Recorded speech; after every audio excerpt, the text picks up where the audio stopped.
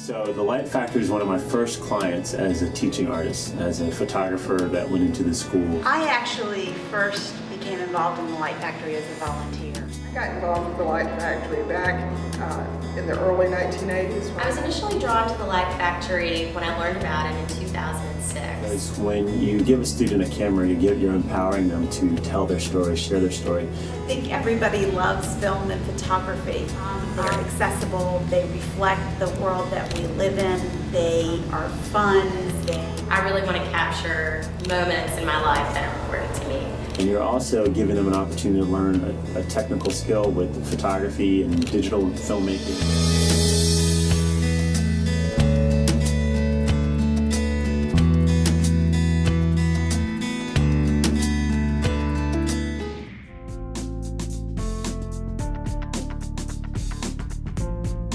I came to a point in my career where I was offered the opportunity to change from a volunteer to the executive director and actually get to spend my days working around the art forms that I love. I think what makes film and photography active art forms is that it is within the grasp of everyone to be able to use them to reflect what we see in the world and to project ideas to other people with images. Photography hits on the visual learner, and then filmmaking is not only a visual opportunity, but it also involves sound and music as well as writing, because you have to write a script, and acting and performing. And so photography and filmmaking allow us as an institution to work with the classroom to go beyond what they normally do with the learning style. It's interesting for students because they are used to watching television, used to the visual medium, and for them to have an opportunity to create their own imagery, I think is very powerful. I think visual art is important in the community and filmmaking and photography specifically because it allows the artist, whether you're a professional or an amateur, to capture the moment that you're experiencing.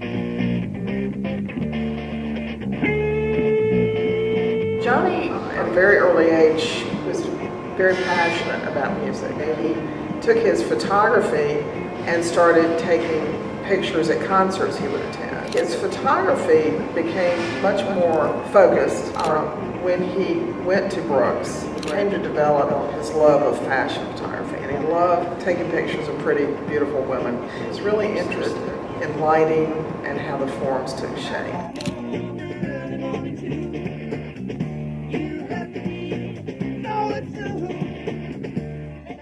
Johnny passed away in 1993, it was August, and he died in his sleep suddenly. And we were trying to figure out what memorials might be appropriate. And I remember standing around my mother's kitchen and my two brothers. They suggested, well, you and Johnny were both highly involved in the Light Factory. Why don't we make donations and set up something for him at the Light Factory? The donations started rolling in, and it eventually became a significant amount of money. An endowment offers the opportunity to create a stream of income that can support an organization and particular aspects of their mission, such as outreach or teaching or scholarships.